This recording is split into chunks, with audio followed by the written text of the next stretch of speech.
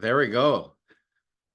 Hello, friends. My name is Jeff. I'm a sober member of Alcoholics Anonymous, and my sobriety date is August 16th of 2003. And it's still, sometimes I say I'm blown away by that, but I'm not really necessarily blown away by it because of what I surround myself with, because of what I believe in, and of what things I don't know.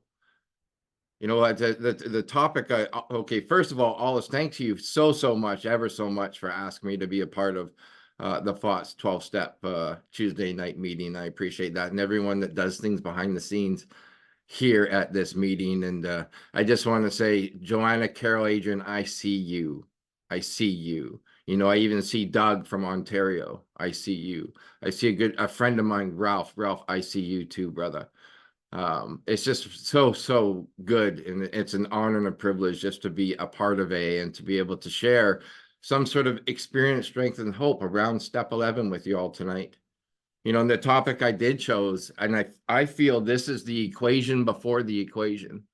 That's what I call it. It's like our equation is designed for living. The thing that's keeping Jeff sane, the thing that's keeping Jeff sober, is a power I found deep down within, and I choose just to call it God. So I'm going to be using that three-letter word quite often in 30 minutes.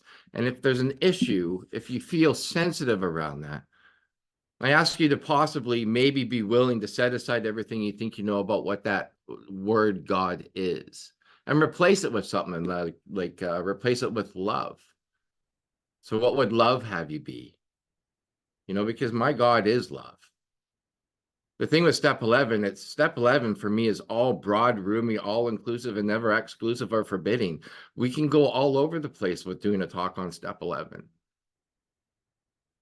There's a point in time in my recovery up until about 14 years sober where step 11 was only found between the pages of 86 and 88.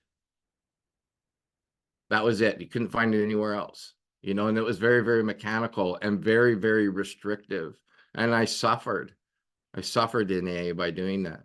There was no roominess. There was no broadness. There was exclusiveness, and there was forbiddenness. And for someone of my variety, or from my experience, to look at something just so infinitely available and open, like principles, they fold outwards. Principles with rules are conditions. And I truly believe that step 11 has introduced me to the principles of folding outwards to something big. And just when I think that I'm attaching myself to something big, I realize that it's just a small thing about something even bigger. And the topic I chose on 133, it's almost like before I go to God. So before I'm disturbed, or when I'm disturbed, I'm going to go to God, like in step 7. I go to God. There's Jeff's answer is going to be going to God, and God's going to do whatever miracle, whatever it is that God does. So I'm 33. I'll add to it. It says, we are sure God wants us to be happy, joyous, and free. We cannot subscribe to the belief that life is a vale of tears, though it once was just that for many of us. But it is clear that Jeff made his own misery. God didn't do it. Jeff, then avoid the deliberate manufacture of misery. So the way I see that now in this moment, the deliberate manufacture of misery is when I exert myself.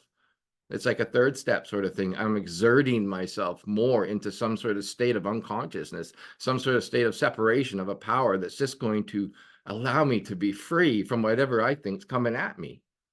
And that exertion through the root of my problem of selfishness and self-centeredness, with those 100 forms of fear and self-delusion and self-pity and all that stuff, will morph into the word driven. And my good friend Charlie P., I miss that man so much. He talked to me about that word driven, and it's an uncontrolled force, meaning I am going to show up, I am going to act, I am going to say, I'm going to think. My conduct is going to show up in a way that I have absolutely no control over. It's almost like Marty Mann's story on page 206, where we get filled with a raging and righteous anger. Avoid then the deliberate manufacture of misery. But if trouble comes, so when things are coming at you, Jeff, or things are sensitive, this magical word next, cheerfully. Cheerfully. So when things are coming at me, I have my arms crossed or my nose scrunched up like I'm smelling something sour. There's nothing cheerfully about that. That's all ego driven. So cheerfully, Jeff, uncross your arms and show your palms, not your knuckles to people, because when I show my knuckles it's a safe place, even though it's backfiring and keeping me sick. Get vulnerable, you know? So cheerfully, the things I don't have to do, but I get to do today. I get to do. So when I see the word cheerfully, it's like I get to. Cheerfully capitalize it as an opportunity to demonstrate his omnipotence. So omnipotence means power, God's power. So I can go with you like when Jeff retires at night or on when Jeff on awakenings, I can recite and go through all those things, all those, I see it as 11 questions, this review that Jeff does at night. You know, and then on awakening, I can tell you what Jeff does on awakening before he pours his coffee, you know, before he gets ready for the day. But I've also had instances that I've had a self show up on page 30 of our big book. So I'll reference lots of pages. It's just what I do. It says that we had to concede to our innermost selves. It doesn't say I had to concede to my innermost selves. Because Jeff's got so many egoic character or personalities with inside the 5.5 inches between my ears that I don't know which one's going to show up.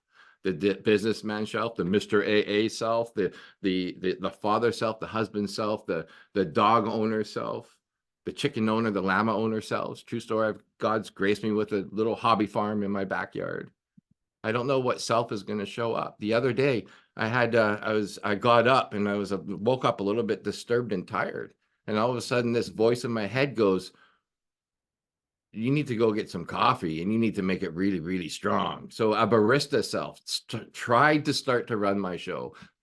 But like Terry talked about last week in this pause that I'm trying to grow, it's such a beautiful thing, this pause, because my pause started so minuscule, so tiny. And now it's just a little bit bigger, from the disciplines of 10 and 11 of prayer and meditation, that I was able to get rid of that barista self and say, hey, I need to go to God and ask for those 3 things to be divorced from: selfish, self-pity, and self-seeking motives. And then I get to move on with my day. So I could go along those lines with that, but I think maybe let's go on this little journey with me and with all of us today, and let's gravitate towards this equation before the equation, before we're going to this power. And it kind of talks about that on page 86 at the very top, before we do this constructive review. On page 86 at the top, it says, many of us are using it constantly at work if we have the proper attitude and work at it. So let's focus on that part. What is this proper attitude? What do you mean attitude? See, my old beliefs on a proper attitude is I'm going to give you attitude. It's a negative sort of thing, you know, but the proper attitude, I found it by the direction of a sober member of Alcoholics Anonymous. She pointed it out to me. And this little equation before the equation, so this coincides with what it says on 133, what it talks about on 133.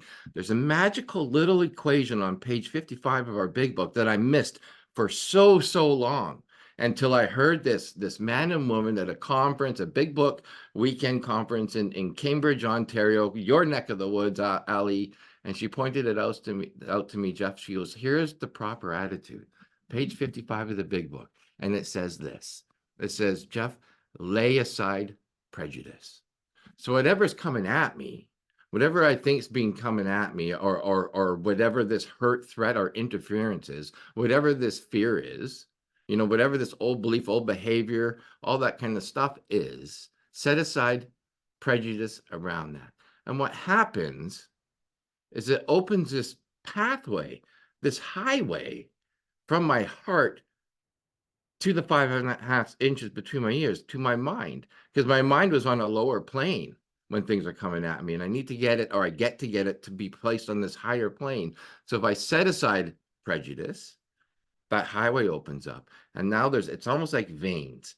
You know, it's almost like something is grabbing from my heart and helping me, helping the blood, helping the oxygen, helping a higher thought life go into my thoughts, you know, which will then enable me to think honestly, to think honestly. That's new. I thought I was thinking honestly for about 30 years of my life, and I wasn't. You know, and then it gets me to search diligently within myself. And what do I find within myself? Deep down in every man, woman, and child is some sort of definition or description or whatever it is of some sort of power that I choose to call God. So I get to. So this is almost like a sign of meditation for me. You know, when I pick up a 1938 dictionary, Webster's dictionary, under meditation, it talks about contemplation and thought. You know, I'm not saying to meditate. I'm not saying not to meditate, you know, like the Om when your legs crossed and you have the lights and the candles and all that. That's good, good stuff, right? But if I can do that proper attitude on 55 in a meditative state, meditative form sort of thing, things just start to unfold. Principles, they start to unfold. I'm going to talk about a couple experiences I've had with this. While drinking, full bore alcoholic. I'm losing weight. I'm gaining weight. I haven't shaved or showered in about 3-4 weeks, maybe even longer than that. Not brushing my teeth, not doing anything. I'm filthy. I'm not doing good. I don't know how to stop drinking, even though I wanted to. I don't know what's wrong with me or whatever. But I got this news that my beautiful, amazing dad, who's like, okay, so my dad, his name is Doug, his nickname is Hoagie. And Hoagie, he stands at about 6'3", 230 pounds, you know, light, perfect hair and piercing blue eyes. This was 1998. He was diagnosed with cancer. And what does an alcoholic, or what does someone of my variety, or this is what Jeff does when he gets news when the king of his life has got cancer, is that I need a sense of ease and comfort. I need something. You know, I'm not blaming that Jeff drank because of his dad's cancer diagnosis. I drank because I'm alcoholic, but I needed a sense of ease and comfort. And so this what I did is I drank, and I missed a lot of that. I missed a lot of his cancer treatment. I missed a lot of my family. And but the good news is about half a year later, he was treated for cancer, and it went into remission, and he was cancer free.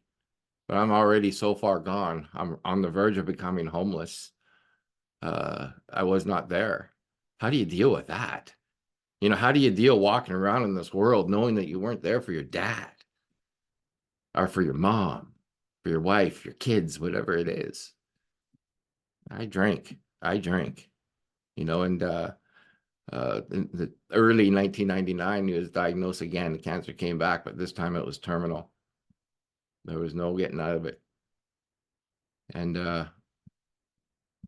well, a month before he passed away, my family got a hold of me. Somehow they got a hold of me, and they said, your dad's coming home from palliative care and he wants to be with his family. He wants to be with his wife and his 3 boys. So I went to my mom's house, and I went into the kitchen where the 5 of us were, and I could not handle it. I could not be there. I could not look at my dad. I could not look at my mom, and I could not look at my brothers. I needed to get out of there. I left that room and went into the living room, and there's this wallet sitting on the table, and I picked up this wallet and I rifled through it because I had no money and I needed to buy alcohol. So I took 20, 30, 40 bucks out of that, and I placed it down so no one could hear me, so I could be sneaky. And I turned around, and there he was, my father. And at that time, he weighed about 100 pounds, no hair. The gloss and the brightness in his eyes was gone. And he's sitting there crying, and he's hunched over it like 5'7". And he said, son, how are you doing this? Why are you doing this? I couldn't handle that. So I just took off. I took the money and I took off, and I decided to go on a little trip. And that little trip consisted of a knapsack, 1 shoe, and a skateboard. And I ended up on the downtown east side of Vancouver, Skid Row. It's not a nice place. It's not a nice place. There's so many of us that are suffering on that little street there. And December 1st of 1999, I got the news that my dad passed away. About a day later, I found myself on the Lionsgate Bridge wondering how warm the water was. So the Lionsgate Bridge is like the Golden Gate Bridge of San Francisco. It's historic and it's majestic. So obviously when you jump off that bridge, you don't survive. But I didn't jump off that bridge, and I don't even know how I got off that bridge. I do today because of you people. Let me tell you how I got off that bridge. My mom's little brother, his name is Rudy. My middle name is Rudy. So when I was on that bridge, it was a Friday night, 2 o'clock in the morning. I was 30 years old. In 1966, Rudy, who suffers from alcoholism and owed a lot of money, people were after him. He was on that same bridge. He was 30 years old. It was Friday night at 2 o'clock in the morning. He jumped off that bridge and died. How did Jeff get off that bridge?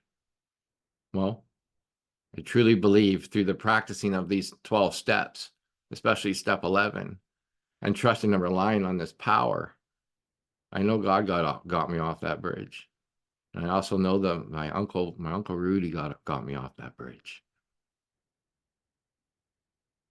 So I'm in recovery. Somehow I got into recovery, and I'm doing the step 4, and Hoagie's name is on that step 4.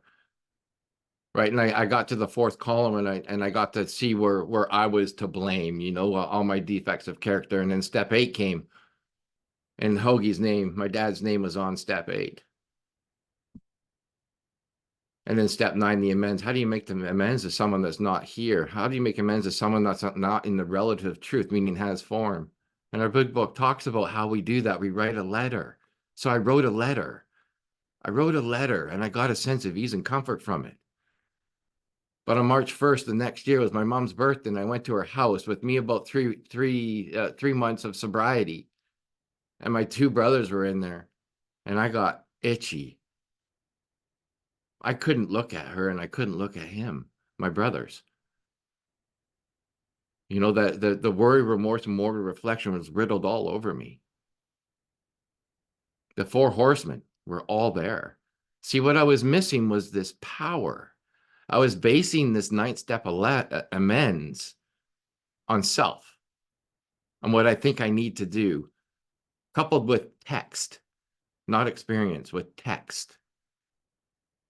So I stayed suffering for quite some time. And then my second time through the 12 steps of Alcoholics Anonymous, I was probably about 4 years, 4 years sober. Step 4, dad's name on there. Step 8, dad's name on there. Step 9, I wrote another letter. But this letter had different, deeper words.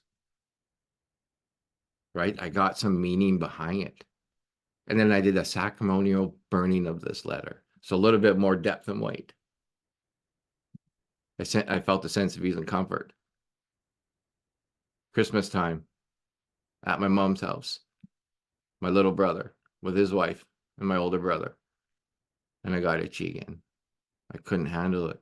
See, my brain was saying words to me like, they're thinking, Jeff, look what you did to us. Look what you did to our family. The worry, remorse, and morbid reflection, the 4 horsemen, still there, still there. So I thought in AA, in sobriety for about 8 years, I had this burden of this guilt, and I was going to have to figure out a way how to live my life in that depressive state. How I was going to try to live a sober life in a state of, look what you did, Jeff. And I was sitting in this meeting in the back of the meeting, you know, right by the exit door. And my buddy, James L., he's a son of a gun, if you can put those 2 together. He says, Jeff, the back of the meeting is, we call it the shoe section in Florida. And I go, what do you mean, James? He goes, that's where the sneakers, loafers, and slippers hang out. And that's where I was. And this guy named Charles S. gracefully came to the back of the room. I swear his feet weren't touching the floor. I love this man so much. But he said these words to me, and this is the first time anyone in AA said these words to me. 7, 8 years. He said, Jeff, my name is Charles. I go, I know who you are. He says, are you willing to come to my house and allow me to take you through the 12 steps of Alcoholics Anonymous and bring your big book? I said, yes. And I had a massive spiritual experience with that man sitting at his kitchen table. First time in recovery. See, the other 2 times I was doing a treatment center style sort of thing, right? Not that there's anything wrong with that. But we got to step 4. Dad's name was on there, got a little deeper in the 4th column. I got to see a bigger gap between the 3rd and the 4th column. Got to step 8, Hoagie's name is on there, and got step 9. I go, Charles, I've done this before. I just gonna have to live this way around my father and my family. And he looked at me and he said, Jeff, are you using the first 8 proposals before you do this? And I'm like, what are you talking about? It didn't make sense to me. I didn't know you can do that. I didn't know that, to really look at what the promise of step 1 is, the willingness in step 2, that decision and how Jeff shows up in the 3rd step. I didn't really understand how I could place all those in each one of the steps. And he brought me to page 80 of our big book. And the top of page 80 gives us clear-cut directions on what to do. It says, get consent. How do you get consent to someone that's not here? And then it says to talk to someone. So talk to Charles, or talk to a sponsor, or talk to a fellow AA, or whatever it may be.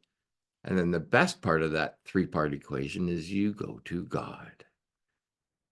The one thing I was missing.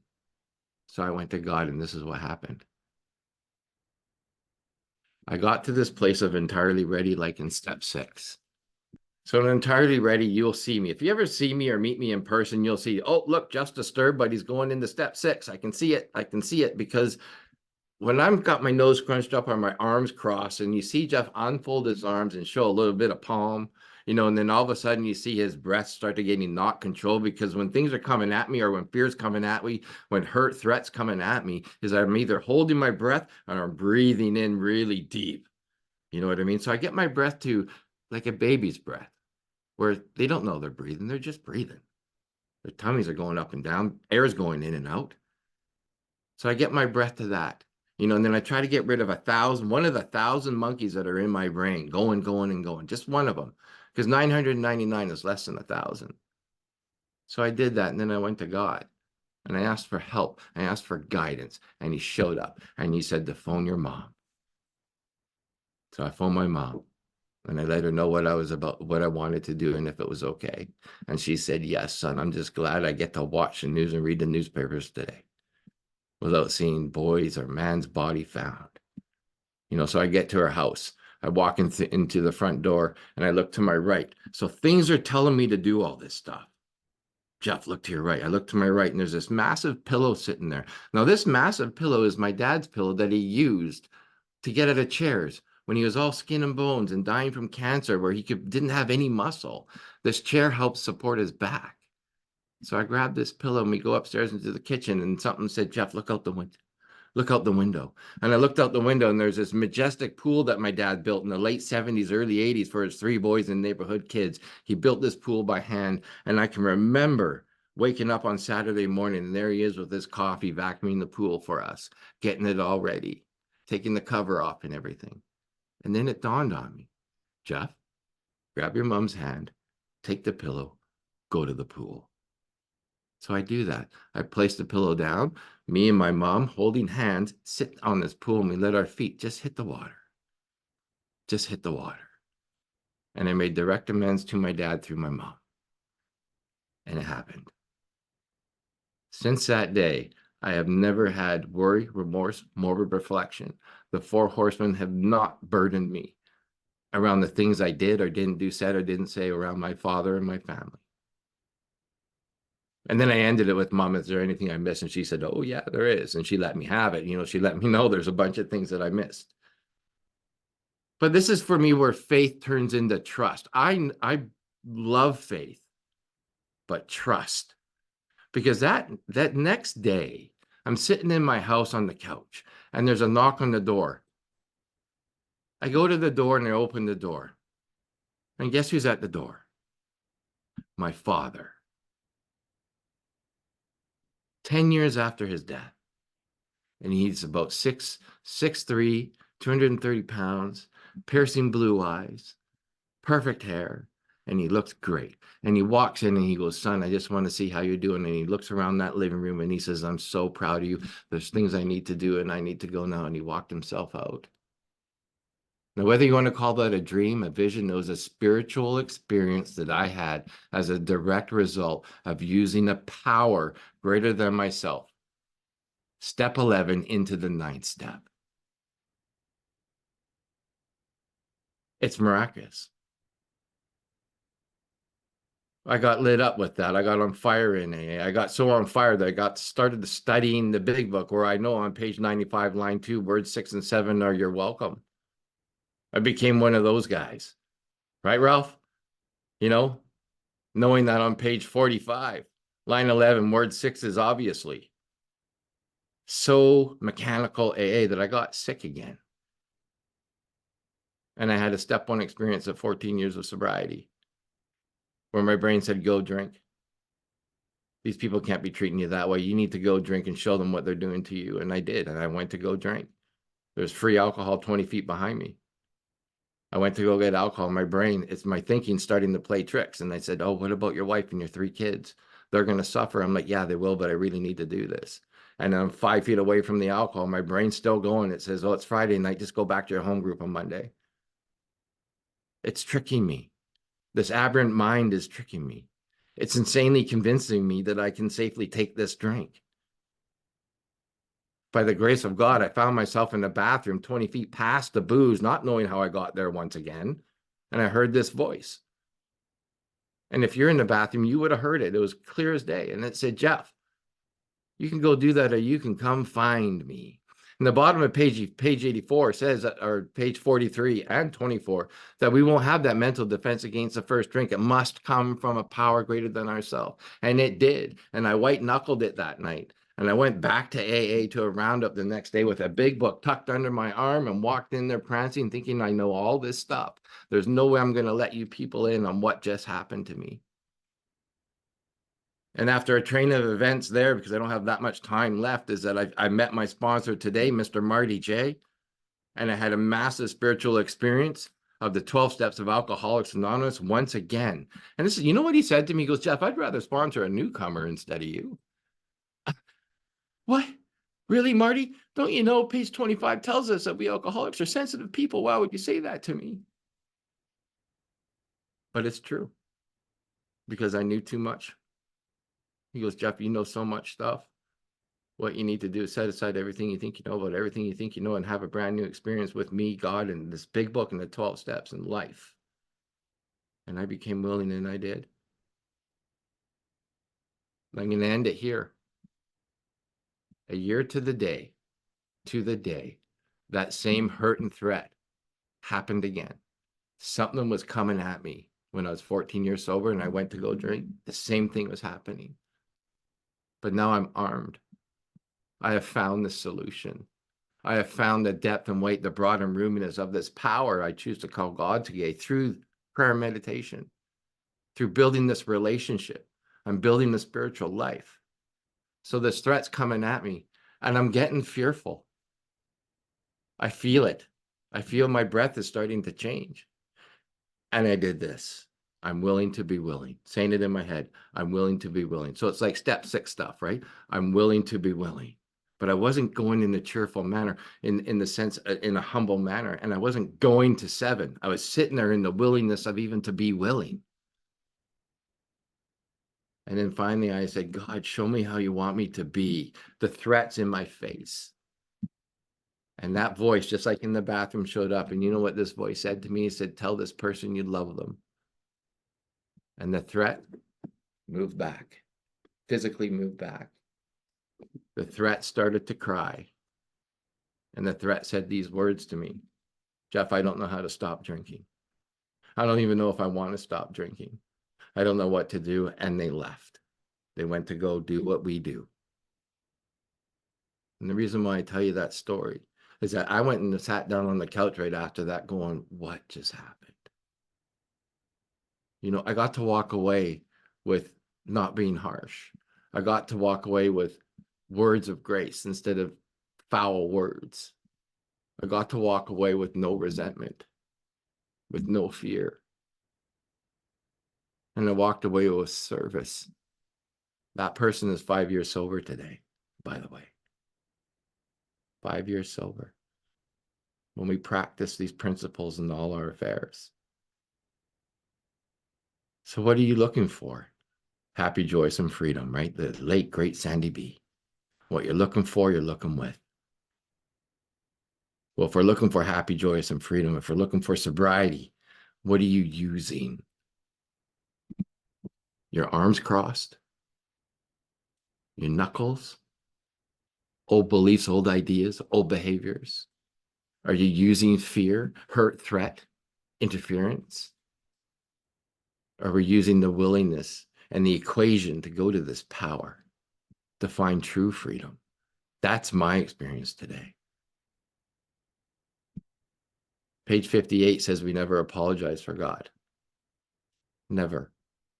So when things are sensitive, no matter where you are, don't be embarrassed to go to your God, because I was, and I stayed suffering. I was sitting in the meeting with my sponsor. Some guy was talking about the broken weed whackers up at the podium. I see it, John. And you know, people get to say whatever they want to, you know. And I was starting to get disturbed, and I look over at my sponsor, Marty. You know what this guy's doing? Not apologizing. Because he's sitting there with his arms, with his palms on his lap. And I'm watching his breath just go normal, like just no control. And then all of a sudden a little smile came on his face, and he looked and started to nod his head at the person that was sharing. I'm like, he's actually doing it. This, my sponsor, I'm getting emotional. He's doing it in front of this entire meeting, going to his God. Wow. I remember when we did the third step prayer at Starbucks, I look at him, I'm like, Mark, we're in Starbucks. He goes, don't worry, no one cares what you're doing. Let's just do it. How willing are you, Jeff? So what you're looking for, what you're looking with. And I truly, truly believe that. I'm not saying it's not going to work. You know, whatever you're looking with, if it lacks whatever it lacks, or if it doesn't lack whatever it doesn't lack, I'm not saying it's not going to work. But the depth, I find for me, through this proper attitude in step 11, through this pause in step 11, when agitated or doubtful, to go to this power. And if we can go in absolute humility, things just, for me, seem to just get deeper. You know, and this is through practice. Like if you look behind me, right here is the letter B. I have it all over my office.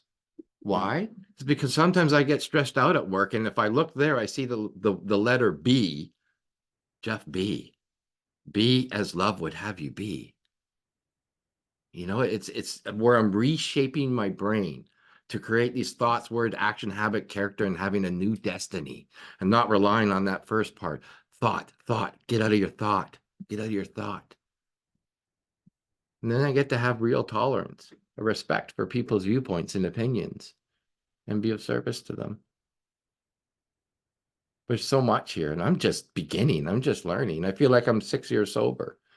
I got a couple decades behind me. Sometimes I feel like I'm brand new.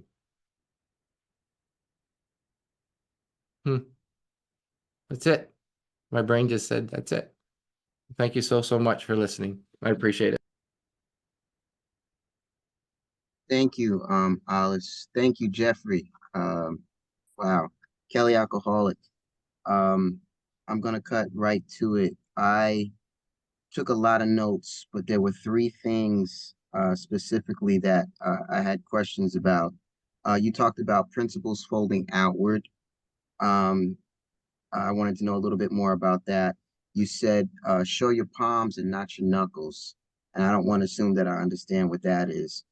But the bigger question that I have is if you can give me an example of um, how you got vulnerable. Thank you, Kelly. How I got vulnerable? Kelly, it really kicked in at 14 years sober. I gave you a very, very brief outline of what happened to me and having that first step experience at 14 years sober. I saw death. I saw the insanity of the obsession of the mind. The obsession not meaning that I'm obsessing over alcohol, having the jitters. It means I had a thought that blocked out all other thoughts. I became really vulnerable and really willing then. And principles, if principles, I don't know the exact definition of principles, but the way I see it, the principles of AA for me aren't just like honest, hope. That's not what I'm talking about. I'm talking about the 12 steps of Alcoholics Anonymous. The principle of step 1 is that Jeff admitted he's powerless over alcohol, that Jeff's life has become unmanageable. That's the principle. So the principle folding outwards from the remainder of the steps from 2 through 12, meaning they don't end, they're infinite. And just when you think it's like the circle and triangle. If you look at the circle, just when you're getting around the circle and you think you got it, you're at the beginning again. It's going to keep going. So principles fold outwards. They are so roomy. They're so infinite. Whereas a principle with conditions, meaning I'll love you if, I'll do this when, all that kind of stuff, are rules, meaning there's a beginning and an end. So principles folding outwards, it's just never ending. And the knuckles things, trust me, I am not an aggressive person at all whatsoever, but I use the terminology as knuckles is I'm going to isolate and I'm going to become a paralyzed mime. I'm not going to let you people in.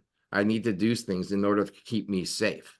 Now, if I do this, I just let Ali in on a big way. That's very, very new to me. And it's very humbling and it's very, very naked. You know what I mean? Hopefully that answers what you're talking about. Thank you, Jeffrey, for a lovely answer. Zelda, will you please come on in? Hi everybody. Hi Jeff. What a great talk. Zelda, alcoholic addict. My question is, and it was an awesome talk. I was glued since the moment you started sharing. At one point did you feel like spiritually you've give up fighting? Spiritually, not physically, but like emotionally, spiritually at that very moment, and you were able to let your higher power, like, I know you talked about in your share, but if you could just talk a little bit more about it. Thank you, Zelda. It's an ongoing thing. It's ongoing. Here's an example.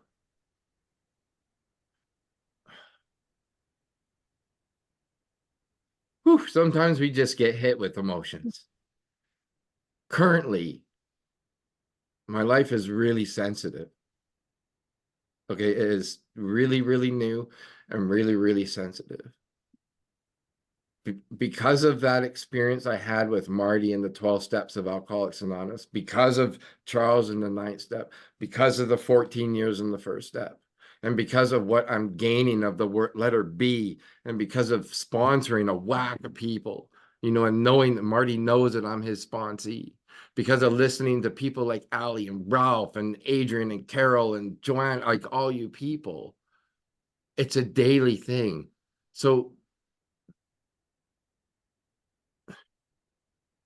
it's a really difficult way to answer this, but without it unfolding into so much more. But I can't do this. I can't do this. I can't each day only make a beginning. Because if I just make a beginning, I'm going to end up like the jaywalker. If I only make a beginning, I'm going to end up as the man of 30, Jim and Fred. And even the days when there's not a cloud on the horizon, when things are good. And when things are good, I really need to dive into step 10 and 11. Really need to. So it's a daily practice for me. It wasn't there's a few, as I mentioned, set in stone areas that I have experience with you get to do this stuff, Jeff. but I also have a really good life. And I still get to do things because I still want to have a really good life. Thank you, Jeffrey. Mhm. Before I invite my friend Calvin in, I want to invite people to put your hand up. We probably have space for a couple more questions. Calvin, I love you. Please come in. Thank you, Alice.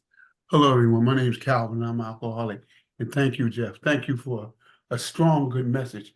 But it really touched me at the end of your share when you talked about sitting in that meeting and the guy talking about sitting next to your sponsor and the guy's talking about a weed whacker and everybody's drifting. And you looked over at Marnie and he had his hands in his lap and he's nodding up and down. And that is the power of God. Mhm. That is the power of God. Because only in Alcoholics Anonymous, that when a speaker is really hearing you, no matter what the person's saying up front, and you nod, you giving him your uninvited attention, and you nod. And you go to church, I go to church, but you go there and people shaking their head the other way. And I'm not knocking church or nothing like that. I'm not making, but I'm just saying the difference in what we do when we nod. The power in that nod is very, very strong. So I really got a lot out of what you had to say tonight. And thank you. Thank you. Thank you, Calvin. I do love you. Sequita, please come in.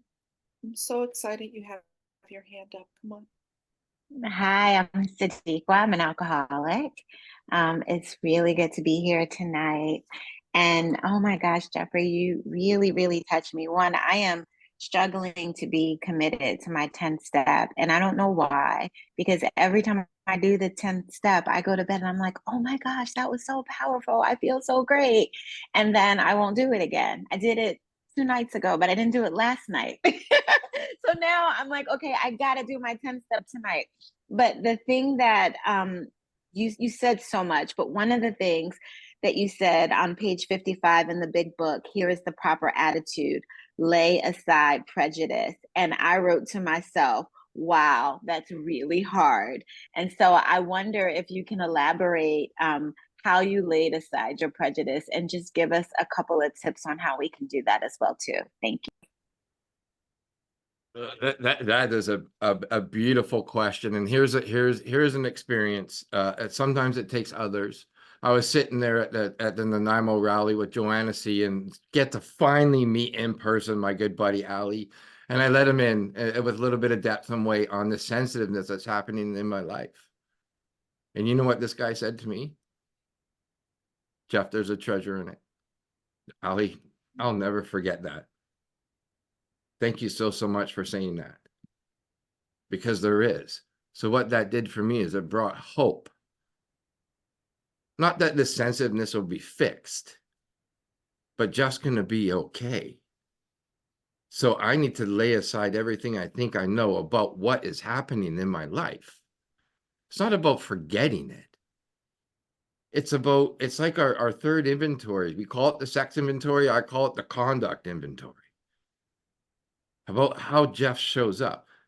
I need to shape a sane and sound ideal for this sensitive thing. And how do I do that? For me, is I cheerfully get to do it. And I use 6 and 7. I use that equation on page 55 that I just love so much. And you know what the outcome is on that? At the bottom of page 19, it happens every single time. It says, just going to have real tolerance of people's shortcomings and viewpoints and opinions. I'm going to have a respect for their viewpoints, which will allow me to be of service to them. Right, Calvin? It's like when I watched Marty do that thing in that meeting, and then he's being of service to this guy. And I'm sitting there disturbed because it's not in the first 164. You know what I mean? Yeah. I hope that helps and answers you.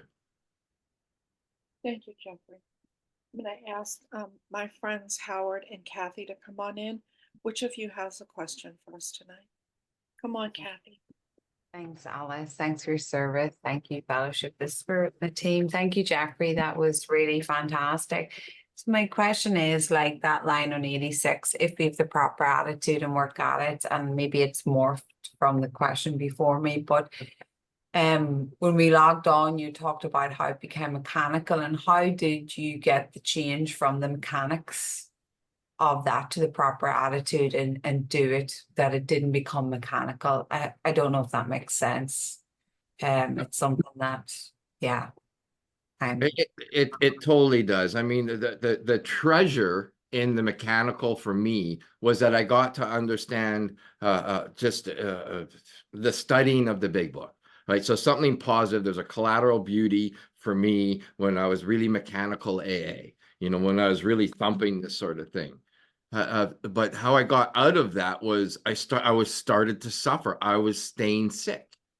Even though I was sponsoring 20 people and doing little talks here and there sort of thing, but it became like really, really mundane. And it also became untrue. Like I would share at a meeting and it would be great. And I'd get to a bunch of treatment centers go there. I'll walk away with like 10 new phone numbers of these guys. And then all of a sudden I get a phone call from the mother of my kids, of my children. And in this, or the text, and in this text it says, can you go to the grocery store and pick up these things of food? And I'm like, don't you know that all I want to do is come home and watch the Notebook and snuggle? Like I just like knocked the socks off of these newcomers in AA. I don't want to do this sort of thing. And then I look at the list. So here's the exerting myself more in the driven part. I look at the list, and the list says, can you get some cucumbers, get some cereal, get some ice cream? It's all over the place. And I'm so OCD that it needs to be in order, in the right line, in the right aisle sort of thing. And I'm starting to pack a resentment. And all this lady, all this woman wanted was food for her children so she can make lunches for them tomorrow. That's what the mechanical, just being mechanical, meaning just having knowledge, did for me in AA. I was missing the prayer and meditation. I was missing the contact. I was missing enlarging my spiritual life. And I got it. I got it. I just got it. I just got it. I hope that helps. That's a beautiful answer, Jeffrey. Thank you. Cynthia, hi, my love. Come on in. Hey, Alice. Hello, everybody. Thanks for all the people that do services. This is such a great meeting. I really try not to miss it. Thank you so much, Jeff, for showing up tonight and making it real. So you said that you was on the bridge. A lot of people jump off from the bridge and to end it all. And you kind of explained how you got through that. And, you believe that the power of God was there, but also your uncle, right? Mm-hmm. But then you said something else, and I'm a terrible note taker, but I hope I can get this to you.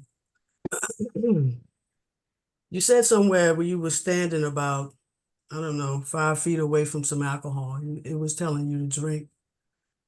And you ended up somewhere else and you didn't drink. What was that like? And was that more scarier than the bridge? Thank you so much. Yes. And the reason is because I had a head full of AA. I was so in delusion, and so I wasn't even alive when I was on the actual structure of a bridge, wondering how warm the water was. I was not there, but I was there at 14 years of sobriety in this structure, going to go drink. I was there in the degree that I understood where my body was. I kind of understood where my eyes and a little bit of where my mind was, a little bit. But there's Marty, you know what Marty says to me? He goes, Jeff, you had enough spirituality in that bank account that day. You had enough spirituality in that spiritual bank account. And how I got to that bathroom and I heard that voice was a complete whiteout. It was I don't even know. I have absolutely no idea. And all I can do is say is that God brought me there, because I sure didn't, because I was going to show these people that I'm going to drink again. So it's all God, all of it. Thank you. And we're going to close the evening with Ali. Please come on in. Thank you, Alice. I just wanted to take the last 30 seconds, Jeffrey, just to let you know that the last 4 years, I want to say it in front of everybody. The last 4 years, we've had a little over 200 talks. This was one of my absolute favorites because you just poured your heart on it, brother.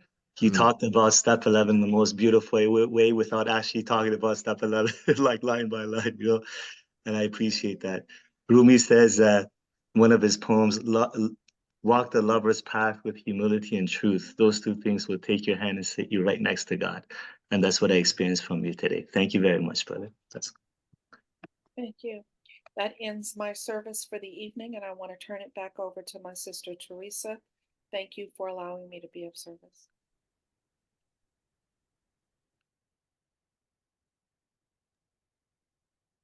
I'm waiting to hear recording stop.